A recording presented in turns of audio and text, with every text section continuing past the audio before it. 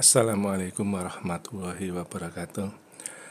Saudara-saudara semua, mahasiswa-mahasiswa kami dari kelas A sampai kelas terakhir, dengan dosen pengampu siapapun.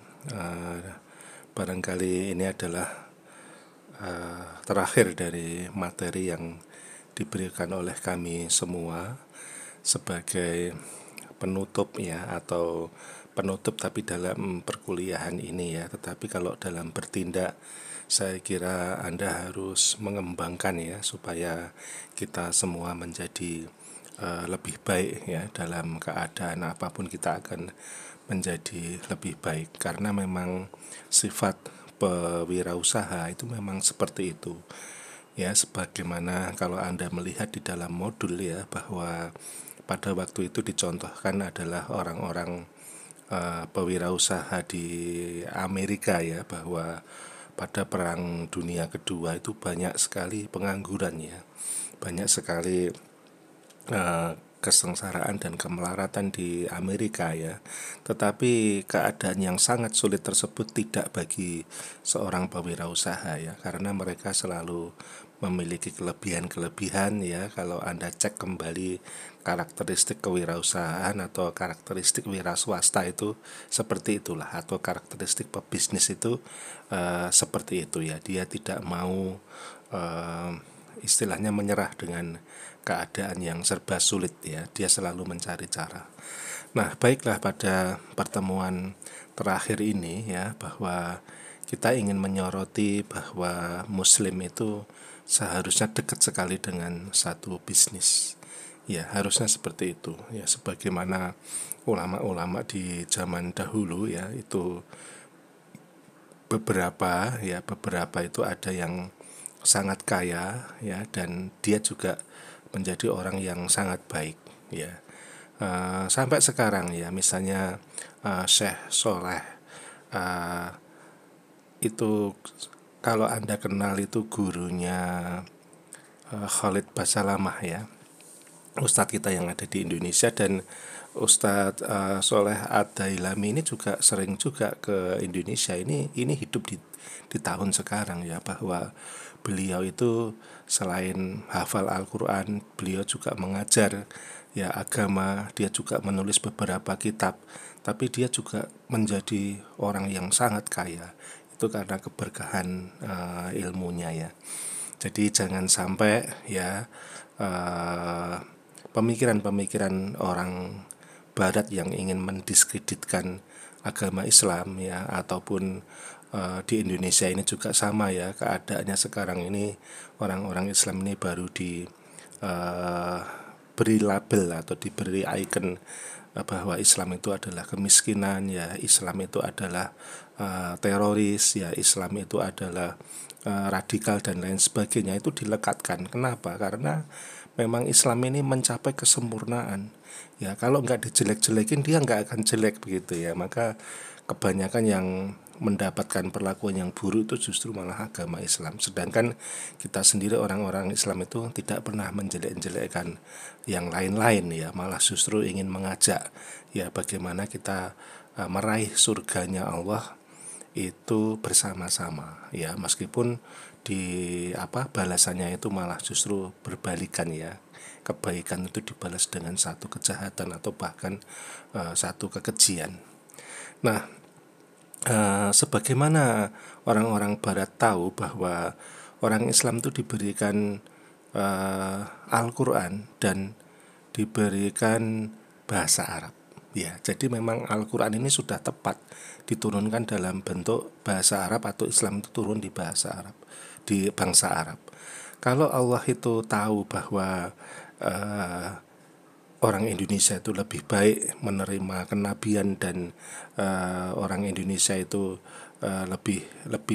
bangsa Indonesia ini lebih baik bahasanya dibandingkan dengan bahasa Arab, tentu Allah yang Maha Tahu dan akan diturunkan Quran dalam bahasa Indonesia. Tetapi kan tidak demikian ya. Jadi memang coba Anda cari tahu ya, keunggulan bahasa Arab itu seperti apa ya. Salah satunya adalah kosakata ya, atau jumlah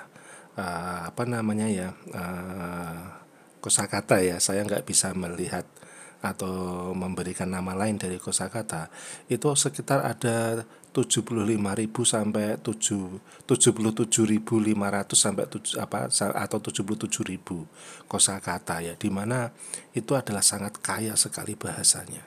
Ya, coba Anda bayangkan dengan bahasa-bahasa yang lain tuh jumlahnya lebih sedikit, maka tidak mampu untuk memberikan satu komunikasi yang sangat indah ataupun sangat lengkap. Nah, itu saudara-saudara yang perlu kita ketahui bahwa kesempurnaan agama itu ada pada Islam atau pada agama kita. Maka kita seharusnya harus berusaha untuk mempelajari ya. Dan di sini di dalam wirausaha Muslim bahwa mukmin yang kuat itu lebih dicintai Allah.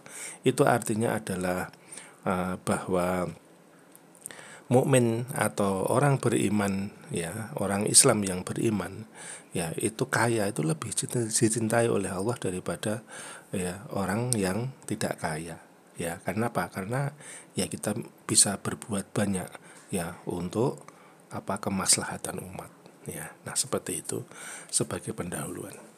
Nah, di dalam materi ini saya hanya menambah ya materi yang lengkap atau telah disusun oleh rekan kami Pak Dr. Didik ya, kemudian dengan mempertimbangkan masukan dari beliau dan mempertimbangkan sebagian dari modul saya, dan saya tutup dengan rekaman video ini dengan penyempurnaan yang lainnya ya, akhirnya menjadi satu bab yang sangat bagus ini ya. Nah, baiklah. Terima kasih kepada Pak Dr. Didik atas penyusunan materi ini yang pertama. Nah, kemudian bahwa yang namanya wirausaha ya itu ya dimulai dari satu keinginan ya atau willing ya, kemudian ditopang dengan kemampuan ya, dan yang tidak kalah bagusnya adalah keikhlasan, karena ikhlas ini adalah ukuran yang tertinggi dalam beramal ya. Ikhlas ini adalah ukuran tertinggi di dalam beramal. Nah, tentu saja pemodalan yang baik itu akan membuat semua itu menjadi sempurna ya. Nah, baiklah, bahwa agama itu dipandang sebagai sesuatu yang sempurna ya, atau istilahnya Islam itu adalah kesempurnaan ya. Itu terlihat dari bahwa hanya Islam yang mengajarkan bagaimana orang itu harus bekerja ya, dan pekerjaan apa yang paling baik begitu ya. Nah, meskipun di sini ada beberapa hadis ya, ini diriwayatkan oleh beberapa orang, berarti satu nukilan hadis ini diriwayatkan oleh beberapa orang. Atau kalau kita nyusun skripsi itu satu pernyataan itu didukung oleh beberapa daftar pustaka ya. Namun jangan disamakan ya, bahwa periwayat hadis itu bukan hanya sekedar mengutip ya, tetapi dia menjalaninya dengan luar biasa ya. Maka kita nggak boleh sembarangan untuk memandang bahwa cuma hadis kok, itu jangan seperti itu. Kenapa? Karena perjuangannya mendapatkan untuk merawikan atau meriwayatkan atau mengisahkan sebuah hadis ya yang bersumber dari Rasulullah, itu pekerjaannya luar biasa ya. Misalnya ingin mendapatkan ini riwayat ini dari mana sih si A itu tinggal di mana tuh, di Irak misalkan, padahal dari Mekah ke Irak tuh jauh banget. Demi untuk mengklarifikasi apakah dia benar-benar ketemu dengan periwayat sebelumnya, maka dia pergi ke Irak ya, dan tidak ada kendaraan selain kendaraannya binatang ya, kan lama banget ya. Nah, sampai di sana, sampai belum ketemu ya misalnya, tapi sudah diselidiki dulu orang yang meriwayatkan ini, si A ini seperti apa sih begitu. Nah, kalau kebetulan didapatinya kecacatan di dalam kehidupan dia ya, maka dia nggak akan jadi menemui dia untuk mengkonfirmasi apakah hadis itu benar dia dapatkan dari cerita siapa begitu, yang perawi sebelumnya, sampai nanti kepada Rasulullah. Jadi begitu beratnya perjuangan itu ya. Misalnya melihat si A misalnya sedang melempar kucing dengan batu misalnya. Padahal itu cuma istilahnya, kalau kita kan biasa ya, ada kucing nakal terus dilempar batu tapi tidak kena itu ya, cuma nakutin aja misalnya begitu. Kalau sampai kena, itu udah parah lagi itu ya.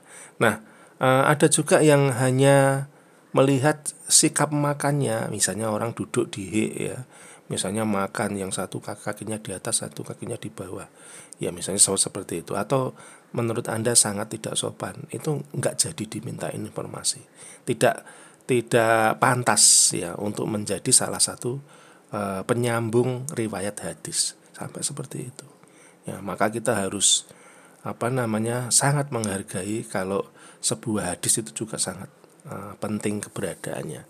Sampai misalnya ya orangnya si A itu bagus ya, baru kemudian dia disuruh bercerita lalu membenarkan.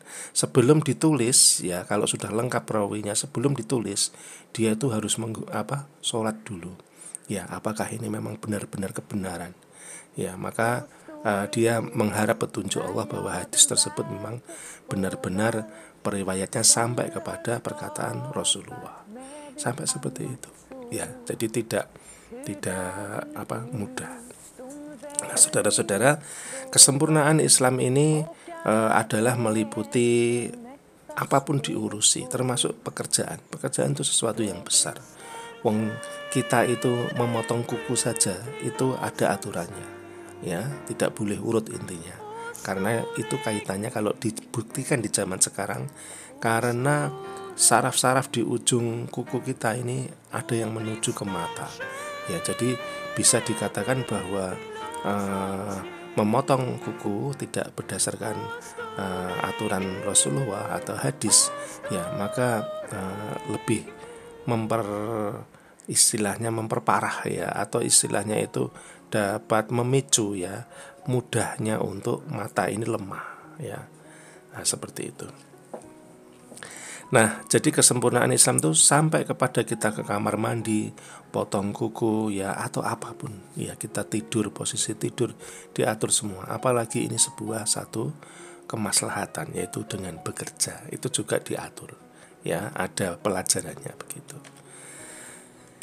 Nah, kemudian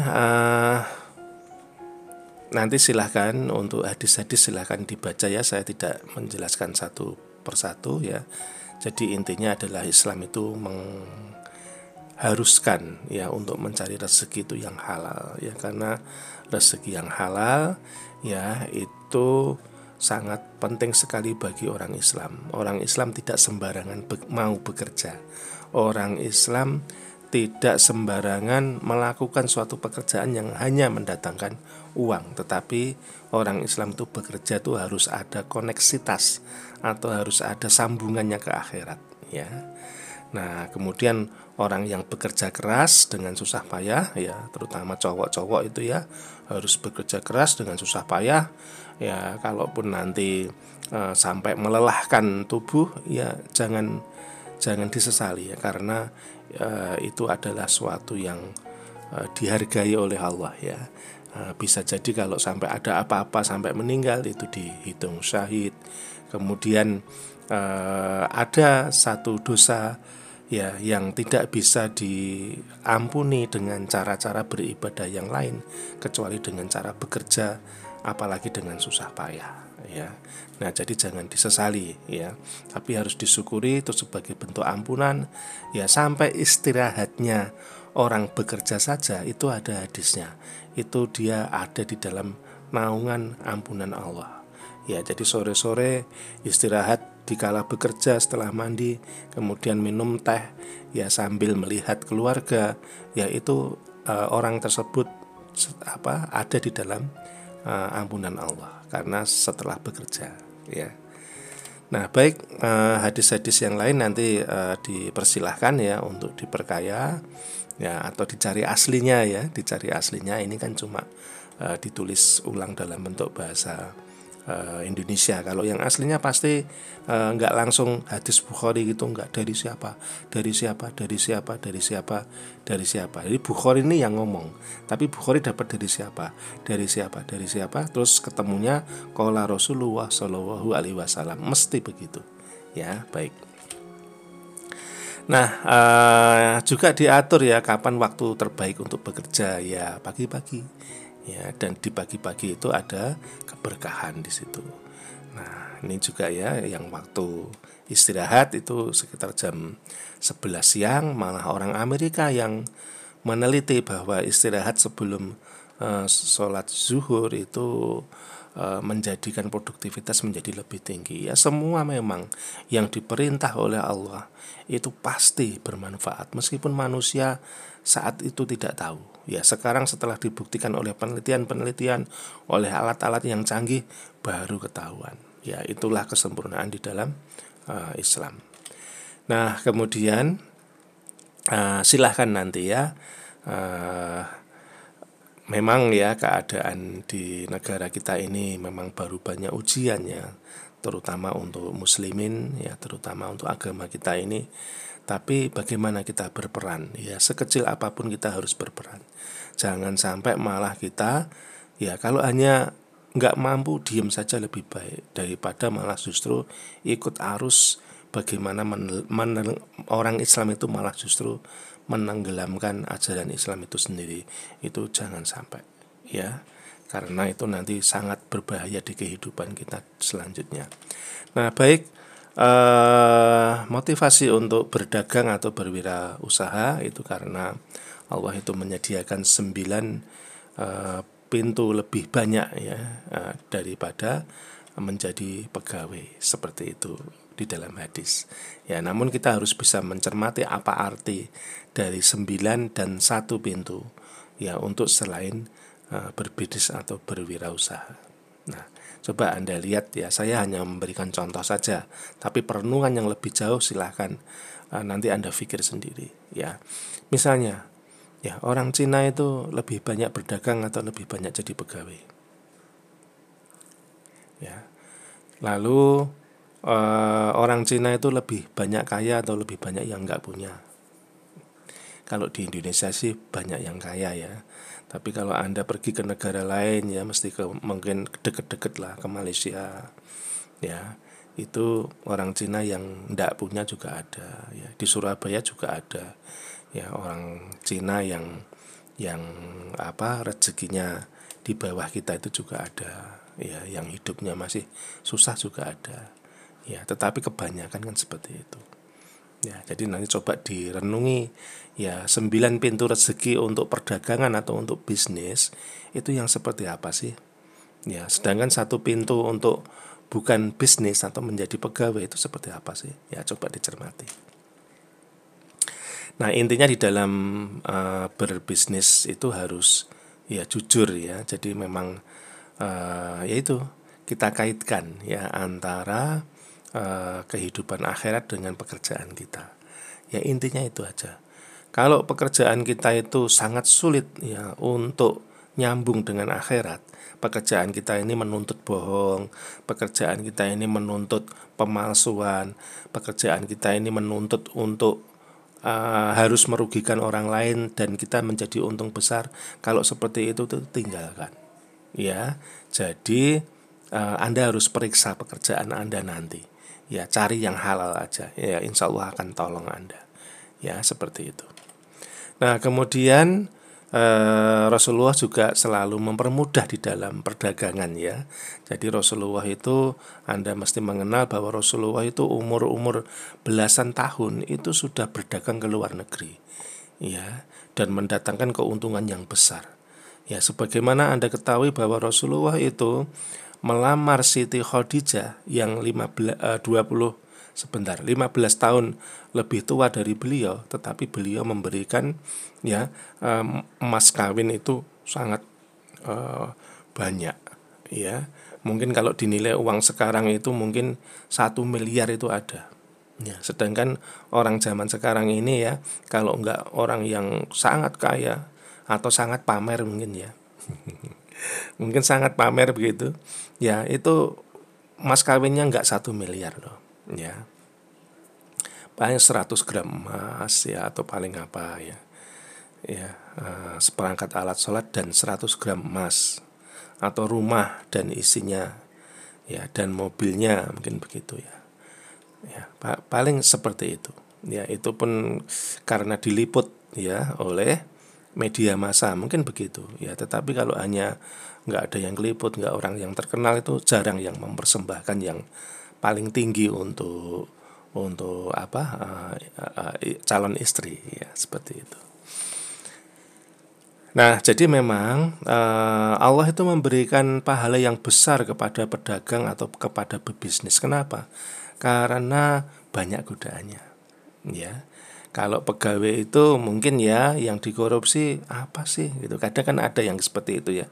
Kayak pekerjaan saya jadi dosen itu, yang dikorupsi apa sih? Masa mau korupsi spidol gitu tuh. Kalau orang zaman dulu ya masa korupsi kapur gitu ya.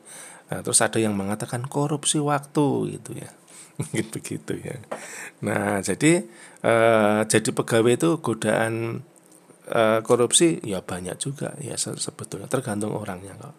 Ya, tetapi pedagang ini lebih besar lagi ya, karena bisa jadi dia tidak jujur ya di dalam memberikan barang ya, atau mungkin begini loh, kecil-kecil aja ya. Misalnya saya ini bisnis mobil ya. Misalnya saya membeli mobil 100 juta. Lalu ditawar orang 103 juta. Saya bilang, wah Pak nggak boleh, dapatnya aja nggak segitu ya Pak. Padahal itu sudah untung 3 juta masih ngomong seperti itu dengan mudahnya. Ya, itu teman-teman saya di dalam bisnis mobil itu banyak yang ngomong seperti itu ya. Kulaannya aja belum boleh, padahal sudah dapat 3 juta itu. Ya. Nah, terus kemudian ada lagi yang ngomong, ini sudah ditawar 104 oh Pak, masa Bapak nawar 103, padahal belum ada. Ya, itu juga bohong lagi. Nah, terus lalu gimana Pak, ini mobilnya bagus gak? Wah, bagus banget ini. Gitu. Apa namanya? Ada lagi yang seperti ini. Saya tuh pengalaman sekali ya. Maksudnya dengar teman-teman yang suka bohong itu. Ini kok setirnya agak berat ya. Oh, memang ciri khasnya mobil ini agak gitu Pak, memang gitu. Kok ini AC-nya kok nggak dingin ya? Oh, itu karena freonnya habis Pak, padahal dinamonya hilang. Kan beda loh ya. Kalau freon habis diisi langsung dingin lagi. Kalau dinamonya hilang harus beli ya. Dan lain sebagainya, saudara-saudara. Ya, berarti memang banyak celah sekali. Nah, bagaimana Pak kalau saya berdagang, barang dagangan saya nggak begitu bagus, tapi saya dapatnya kayak gitu, saya juga ditipu orang. Ya, Anda jualnya gini aja. Pak, ini gimana, mobilnya bagus nggak? Bapak periksa aja, Bapak lihat saja. Ya, kalau perlu membawa ahli gitu. Ya, kalau memang bagus ya, saya sendiri kalau kulaan itu saya nggak pernah ngelihat oh ini untungnya besar saya kulak, bukan. Tapi saya beli mobil itu selalu ini barangnya bagus, maka saya ambil. Nanti kan dapat untung gitu. Ya, maka kadang untungnya tipis, kadang juga karena bagus banget orang itu nggak memperkirakan harga pasaran berapa, saya dapat banyak seperti itu. Nah, itu pun kalau saya ditanya sama customer atau pembeli, Pak ini mobilnya bagus ya Pak, menurut saya bagus, tapi monggo diperiksa dulu, bawa ahli. Saya ngomongnya begitu, jadi saya nggak bohong.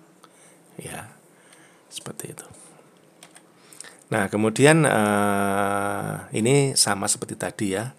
Kalau mobilnya bagus ini akan promosi itu, tapi jangan pakai tipu daya ya. Nah, kemudian itulah ya saudara-saudara tentang kesempurnaan di dalam Islam ya, bahwa apa-apa semuanya diatur. Ya, apa-apa semuanya diperhitungkan. Ya, maka kita harus hati-hati.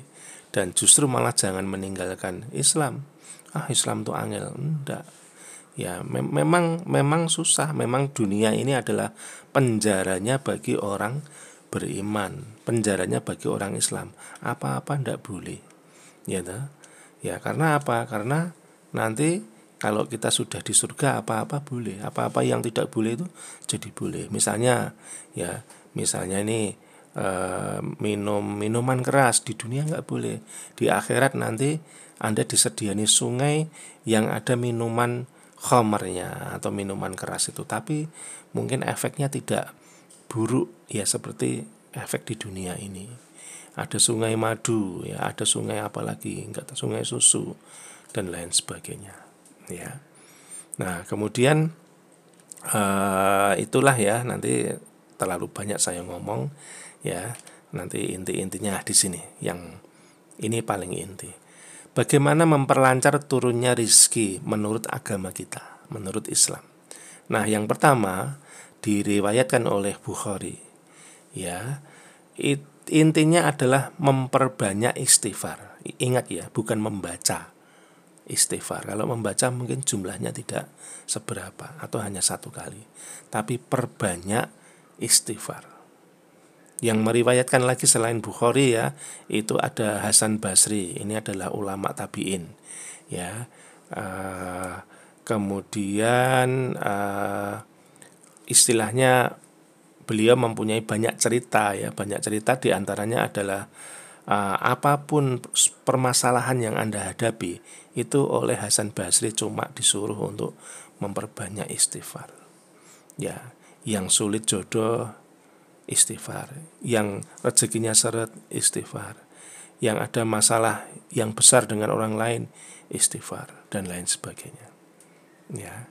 Nah, kalau bisa istighfar ini dikaitkan dengan ketinggian yang lainnya, maksudnya adalah sholat malam. Ya, kalau bisa seperti itu, walaupun cuma 2 rakaat plus 1, yang 1 witir. Ya, itu usahakan.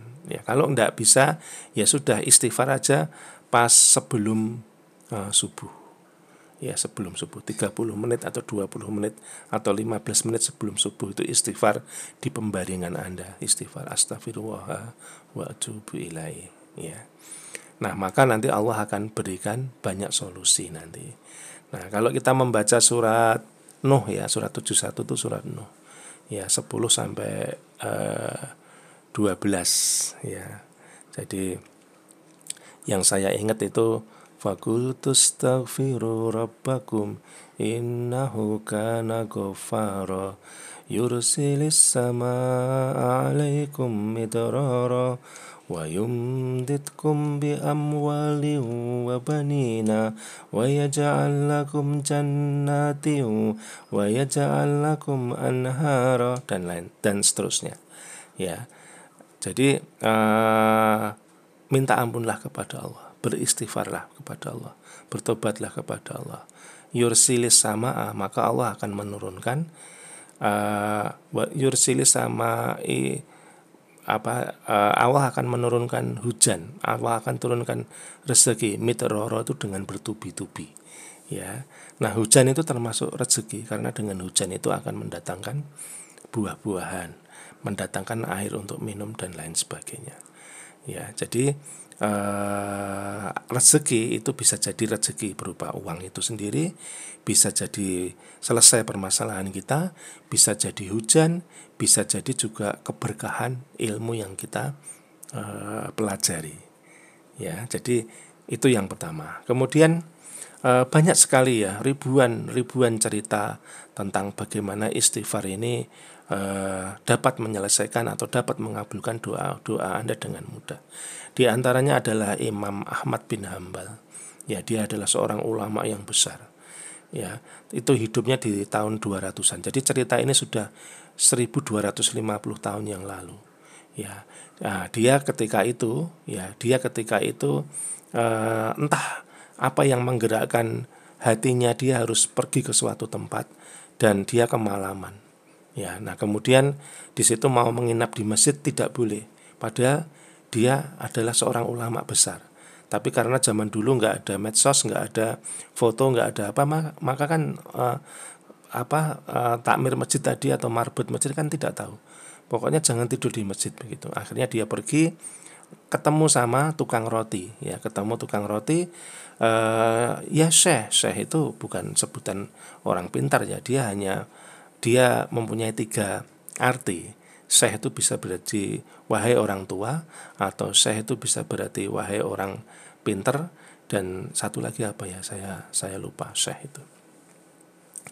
Nah, kemudian dipersilahkan mari menginap di tempat saya, ya. Kemudian setelah syekh itu beristirahat, dia heran memandangi tukang roti itu setiap dia memecah telur, atau dia setiap kali membuat ulenan tepung, yaitu selalu dia ucapkan astagfirullah, astagfirullah wa atubu ilaih, begitu, ya. Terus dia bertanya kepada tukang roti tadi, wahai, namanya siapa saya lupa ya. Ya kemudian, kenapa kamu selalu mengucapkan ya astagfirullah wa atubu ilaih? Ya, sudah berapa lama? Saya semenjak muda sampai sekarang gitu. Apa manfaatnya yang kamu ceritakan kepada saya? Manfaatnya adalah saya tuh tidak pernah doa saya itu ditolak. Cuma ada satu yang belum dikabulkan. Apa itu? Aku ingin ketemu dengan ulama Ahmad bin Hambal, begitu. Kemudian Ahmad bin Hambal ini bertakbir, ya Allah, ya Allah, Allahu Akbar, sesungguhnya doamu ini sudah dikabulkan. Akulah Imam Ahmad bin Hambal. Nah itu ya saudara-saudara. Jadi dahsyatnya istighfar ini untuk mengurangi atau untuk menghapus dosa-dosa kita, ya, supaya keberkahan ataupun rezeki itu turun ya kepada kita. Bahwa kalau nomor 2 ini ya, sedekah ini, kalau kita bersedekah terus itu juga akan mengurangi dosa-dosa kita dulu, ya, sebelum mendatangkan rezeki itu dosa-dosa kita dulu dihilangkan, ya. Sebetulnya saya ingin membuat satu contoh yang sangat bagus, yaitu mengapa orang kafir itu kebanyakan kaya, ya, sedangkan orang Islam ini kebanyakan orang yang lemah atau orang yang miskin. Saya ingin sebetulnya mengupas itu, tapi saya takut kepanjangan, ya. Jadi intinya satu itu adalah perbanyak istighfar. Pilihlah waktu-waktu tertentu atau di setiap waktu Anda, ya, kecuali di kamar mandi, ya. Kemudian yang kedua adalah bersedekah. Sedekah itu adalah meredupkan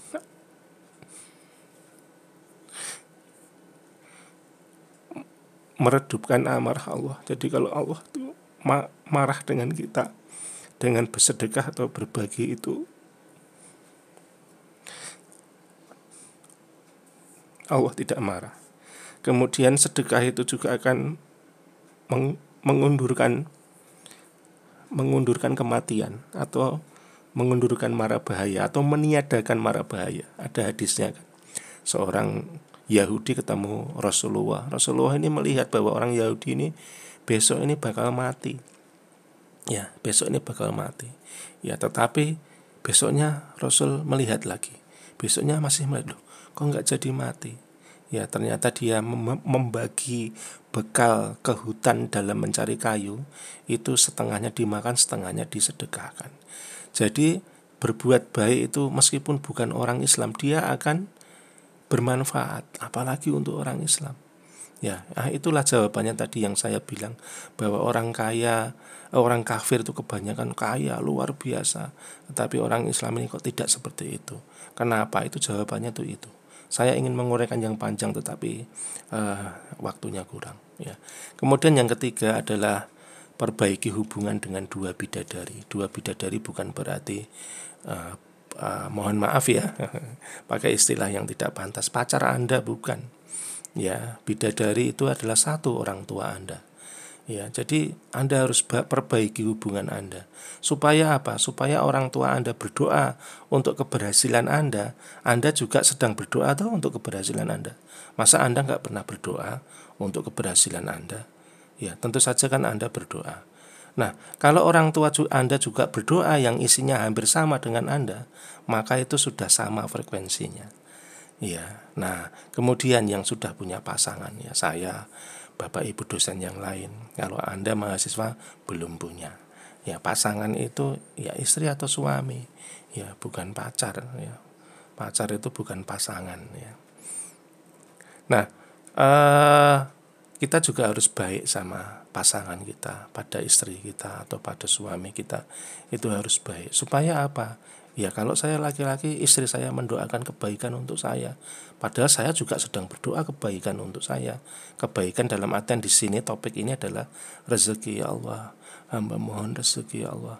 Mudahkanlah rezeki hamba ya Allah. Luaskanlah rezeki hamba ya Allah. Untuk kebaikan kehidupan hamba, untuk anak-anak, istri, untuk saudara-saudara kami, untuk umat muslim di dunia, saya ingin membantu ya Allah. Jadikanlah hamba ini orang yang bisa membantu, memberikan rezeki, seperti itu. Ya, kebetulan istri Anda atau suami Anda juga berdoa yang sama, maka akan klop. Nah, 3 ini. Ya, 3 ini aja. Meskipun ada yang lain, tapi 3 ini aja dulu dipraktekkan. Nah, kemudian materi yang lain ini hampir sama dengan karakteristik kewirausahaan, ya. Lalu silahkanlah ya dibaca, ya, yang belum yang mana, yang sudah yang mana, ya. Yang sudah ditulis oleh Pak Dr. Didi, ya, bagus ya. Kemudian untuk bisnis online ini silahkan nanti dipelajari sendiri ya. Ini adalah salah satu bentuk bagaimana kita menjalankan sebuah bisnis ya. Istilahnya itu kalau dulu kan harus ketemu langsung ya. Nah sekarang ini ada online. Pasti ulama-ulama sudah memberikan beberapa acuan-acuan yang boleh dan yang tidak boleh. Nah baik, itu yang saya sampaikan.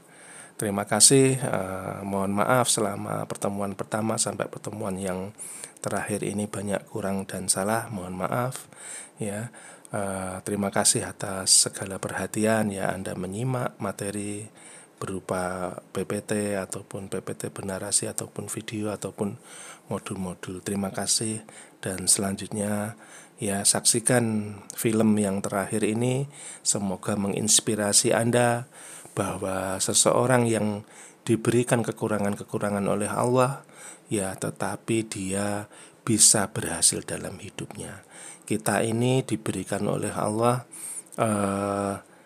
anggota badan yang lengkap, yang sempurna, pikiran yang sehat, pikiran yang kuat ya. Masa sih kita mau gampang menyerah?